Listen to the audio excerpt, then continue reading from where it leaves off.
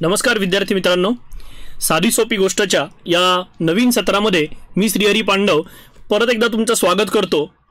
तुम्हाला सर्वांनाच माहिती आहे की ह्या साधी सोपी गोष्टमध्ये आपण स्पर्धा परीक्षेशी निगडित काही क्लिष्ट संकल्पना सोप्या पद्धतीने इथे समजावून घेतो।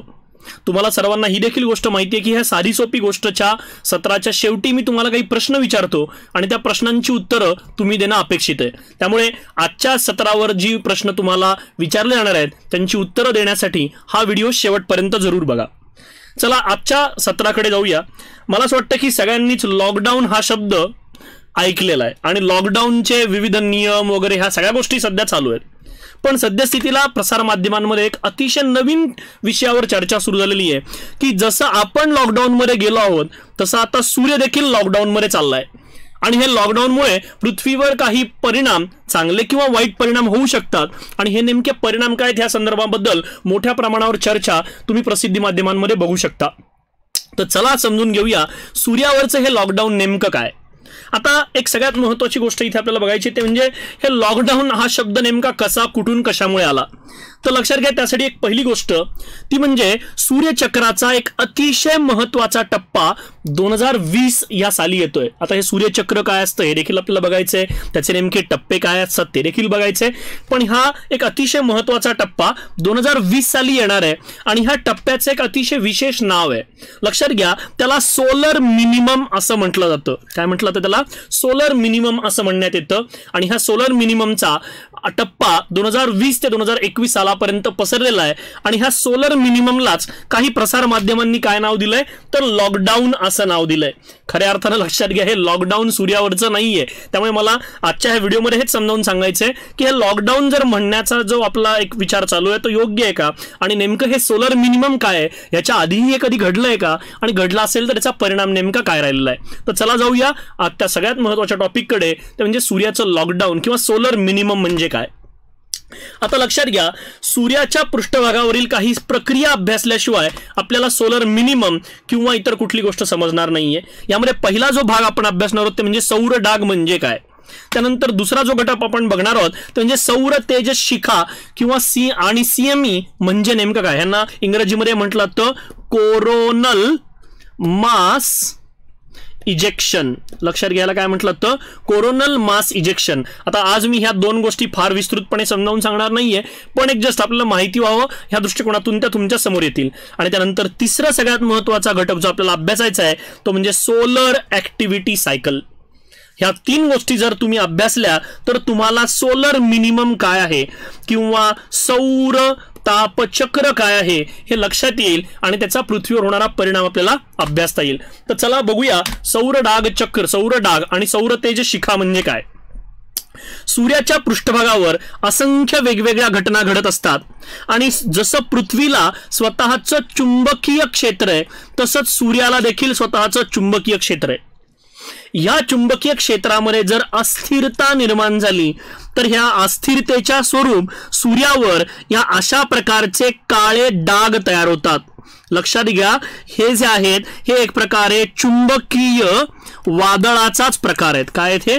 चुंबकीय वादळाचा प्रकार आहेत। ह्यांना या काळ्या सूर्यावरच्या पृष्ठभागावर येणाऱ्या डागांना आपण सौर डाग असं म्हणतो आणि ह्या सौर डागांमधून सूर्याच्या पृष्ठभागावरून असंख्य वेगवेगळ्या प्रकारचे कण, ज्याच्यामध्ये तुम्हाला प्लाझ्मा कण आपण मागच्या वेळेस अभ्यासला होता तो देखील लक्षात आहे। या अशा प्रकारचे असंख्य सूर्याच्या पृष्ठभागावर जमा झालेले कण अवकाशामध्ये फेकले जातात आणि हे फेकले जातात ते एका स्फोटाच्या स्वरूपामध्ये आणि ह्या छोट्या मोठ्या स्फोटांनाच आपण सौर तेज शिखा किंवा सोलर फ्लेअर्स असं म्हणतो। त्यामुळे लक्षात घ्या, सर्वात पहिल्यांदा काय तयार होतात? सौर डाग म्हणजे काय तर चुंबकीय वादळ आहेत। कशावर तयार होणारी? सूर्याच्या पृष्ठभागावर। यामुळे काय होतं तर तो जो सूर्याचा भाग आहे तो काळपट पडायला लागतो आणि त्या ठिकाणाहून सूर्याच्या पृष्ठभागावर असलेले असंख्य छोटे मोठे कण अवकाशामध्ये फेकले जातात। ह्याला आपण सोलर विंड्स किंवा सौरवात असं देखील म्हणतो। लक्षात घ्यायची वेगवेगळी भरपूर नाव आहेत आणि हा सौर डाग आणि सौर तेज शिखा ह्या अत्यंत महत्त्वाच्या आहेत सूर्याच्या पृष्ठभागावर। आता हे सौर डाग आणि सौर तेज शिखा ह्या जवळजवळ एकसारख्या राहतात का सूर्याच्या पृष्ठभागावर? तर नाही। त्यासाठी आपल्याला बघायचंय ती म्हणजे दुसरी पुढची संकल्पना, याला म्हटलं तर सौर चक्र, सोलर ऍक्टिव्हिटी सायकल. लक्षात घ्या, सूर्याच्या पृष्ठभागावर तयार होणाऱ्या ह्या सौर डाग आणि सौर तेज शिखांचं एक चक्र आहे. आणि हे चक्र सर्वसाधारणपणे किती वर्षांचं असतं? हे असणार आहे कमीत कमी 7 वर्षांचं किंवा 11 वर्षांचं किंवा 14 वर्षांचं. कसं आहे हे? चक्राच्या स्वरूपामध्ये. आणि ह्यामध्ये काय घडणार आहे तर सूर्याच्या पृष्ठभागावरील सौर डागांची संख्या वाढत जाते, ती सगळ्यात जास्त होते आणि हळूहळू कालांतराने ती काय होत जाते? कमी कमी होत जाते. आणि ही नियमितपणे घडणारी, ज्याला आपण म्हणतो पिरियॉडिकली घडणारी घटना आहे. आणि ह्यालाच आपण नाव देतो सौरचक्र. सौरचक्राचा अर्थ काय होतो? सूर्याच्या पृष्ठभागावरील सौर डागांच्या संख्येमध्ये नित्य नियमाने होणारा चढ उतार, याला काय म्हणायचं? सौरचक्र.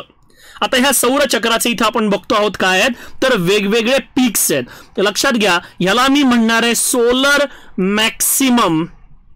ज्यावेळेस सौर डागांची संख्या सर्वाधिक आहे आणि ज्यावेळेस सौर डागांची संख्या सर्वात कमी असते त्यावेळेस त्याला म्हणायचं सोलर मिनिमम किंवा सौर मिनिमम. ओके, ह्याला काय म्हटलं जायचं? Solar minimum. आता ह्या सोलर मॅक्सिमम आणि सोलर मिनिमम दरम्यान सूर्याच्या पृष्ठभागावर आणि आपल्याकडे काय घडतंय लक्षात घ्या. सोलर मॅक्सिममच्या वेळेस परिस्थिती कशी आहे ती आपण एका छोट्याशा इमेज मधून बघूया. सोलर मिनिमम आणि सोलर मॅक्सिमम मध्ये काय होतं लक्षात घ्या. मिनिमम मध्ये सूर्याच्या पृष्ठभागावरील सौर डाग हे जवळजवळ 0 होतात आणि त्यामुळे सूर्याच्या पृष्ठभागावर कुठल्याही प्रकारची ही चुंबकीय वादळ आपल्याला दिसून येत नाहीत आणि त्यामुळे सूर्याच्या पृष्ठभागावरून कुठल्याही प्रकारचे कण अवकाशामध्ये फेकले जात नाहीत. सौर तेज शिखा म्हणजे सोलर फ्लेअर्स सूर्यावर तयार होत नाहीत आणि CMEचं प्रमाण, कोरोनल मास इजेक्शनचं प्रमाण देखील कमी होतं. पण तेच जर सौर डागांचं चक्र मॅक्सिमम फेज मध्ये असेल तर सूर्याच्या पृष्ठभागावर असंख्य छोट्या मोठ्या आकाराचे सौर डाग तयार होतात आणि ह्या सौर डागांमधून मोठ्या प्रमाणावर प्लाझ्मा कण असतील, सूर्याच्या पृष्ठभागावर असलेली ऊर्जा असेल, ही मोठ्या प्रमाणावर आपल्याकडे फेकली जाते आणि त्यामुळे ह्याला म्हटलं जातं सोलर मॅक्सिमम. लक्षात घ्या, सोलर मॅक्सिममच्या कालावधीमध्ये आपल्याकडे वरच्या वातावरणाचं तापमान मोठ्या प्रमाणावर वाढतं. आपल्या पृथ्वीचं एक प्रकारे संरक्षण करणारी ही प्रणाली आहे, याला म्हटलं जातं सोलर मॅक्सिमम. आणि लक्षात घ्या 2021 साली आपण एका अतिशय मोठ्या म्हणजे ज्याला आपण म्हणूया डीप सोलर मिनिमम मध्ये चाललोय. कशामध्ये चाललोय? डीप सोलर मिनिमम, ज्यामुळे 2020च्या 8 महिन्यांमध्ये सूर्याच्या पृष्ठभागावर एकही सौर डाग नसणार आहे आणि त्यामुळे सूर्याच्या पृष्ठभागावरून बाहेर पडणाऱ्या ऊर्जेमध्ये किंवा सूर्याच्या पृष्ठभागावरून बाहेर पडणाऱ्या कणांमध्ये आपल्याला मोठ्या प्रमाणावर घट झालेली आढळून येईल. आणि ह्यालाच सध्या काही शास्त्रज्ञ सोलर मिनिमम असं म्हणतायत. आपल्याकडची प्रसारमाध्यमं ह्याला सोलर लॉकडाऊन असं म्हणतायत. लॉकडाऊनचा अर्थ काय तर सूर्यावरची ऍक्टिव्हिटी थोडीशी कमी झाली आहे. सूर्यावरची ऍक्टिव्हिटी थांबली आहे का तर नाही, पण सूर्यावरची ऍक्टिव्हिटी सामान्य ऍक्टिव्हिटीपेक्षा अतिशय कमी झाली आहे आणि त्याचा प्रभाव हा पूर्ण पृथ्वीवर आणि पूर्ण आपल्या सौरमालेमध्ये आपल्याला दिसून येणार आहे. आता बघूया सोलर मिनिममचे काय काय परिणाम होतात. सोलर मिनिममचा सगळ्यात महत्त्वाचा परिणाम तो म्हणजे पृथ्वीच्या वरच्या वातावरणाचं तापमान अत्यंत कमी होतं. लक्षात घ्या, पृथ्वीच्या वरच्या वातावरणाचं तापमान जर कमी झालं तर त्याचा परिणाम आपल्याला पृथ्वीच्या पृष्ठभागावर देखील बघायला मिळतो आणि तो परिणाम असणार आहे आपल्याकडे आईस एज म्हणजेच हिमयुग येण्याची शक्यता वाढते. काय येण्याची शक्यता वाढते? हिमयुग. पृथ्वीचं तापमान कमी होण्याची आशंका वाढत जाते. त्यानंतर दुसरा सगळ्यात महत्त्वाची गोष्ट काय घडू शकते तर पृथ्वीवर कॉस्मिक किरणांचा मारा वाढतो. कॉस्मिक किरण म्हणजे बघा कुठली किरण आहेत? ही आपल्या विश्वामध्ये असलेली अत्यंत ऊर्जा असलेली शक्तिशाली किरण आहेत जी दुसऱ्या एखाद्या ताऱ्यापासून किंवा दुसऱ्या एखाद्या ताऱ्याच्या स्फोटापासून आपल्यापर्यंत येतात. आणि ही कॉस्मिक किरणं सहसा पृथ्वीवर येत नाहीत, पण सोलर मिनिममच्या कालावधीमध्ये ही किरणं पृथ्वीवर येऊन पोहोचतात आणि यांचे दुष्परिणाम आपल्याला बघायला मिळू शकतात पृथ्वीवर. त्यानंतर तिसरा जो सगळ्यात महत्त्वाचा घटक आहे ते म्हणजे लक्षात घ्या, पृथ्वीवर दुष्काळी परिस्थिती उद्भवू शकते. आता का, त्याचं उत्तर तुम्ही लगेच सांगू शकता. तापमान कमी झालं, बाष्पीभवनाचा वेग मंदावला आणि त्यामुळे पृथ्वीवर कशाचं प्रमाण कमी झालं, तर वृष्टीचं प्रमाण कमी होतं, त्यामुळे दुष्काळी परिस्थिती उद्भवू शकते. त्यानंतर ह्या कालावधीमध्ये पृथ्वीच्या चुंबकीय क्षेत्रामध्ये काही अस्थिरता निर्माण झाल्यामुळे पृथ्वीवर भूकंप येण्याचं प्रमाण देखील वाढतं. आणि तिसरी सगळ्यात महत्त्वाची गोष्ट, पृथ्वीच्या चुंबकीय क्षेत्रामध्ये एक वेगळ्या प्रकारची अस्थिरता ह्या सोलार मिनिमममुळे तयार होते.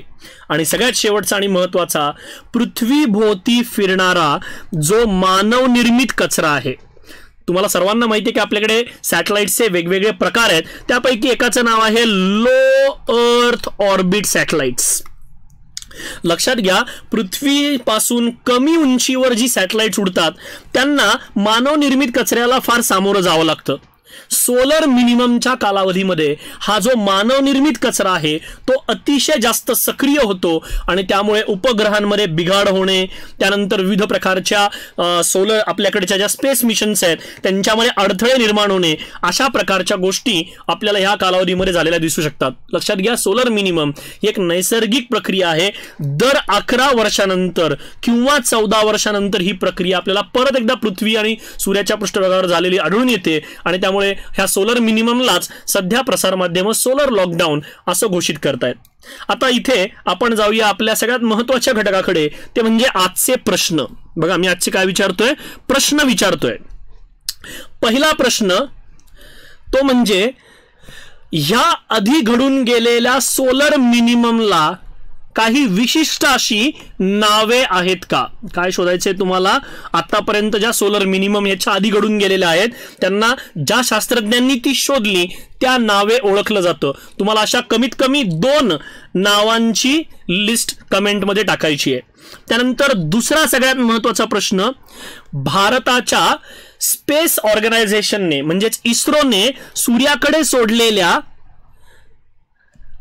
सूर्य मिशनचं नाव काय आहे, सूर्य अभियानाचं नाव काय आहे हे तुम्हाला सांगायचंय. आणि तिसरा सगळ्यात महत्त्वाचा जो प्रश्न आज मला विचारायचा आहे तो म्हणजे सूर्यग्रहण.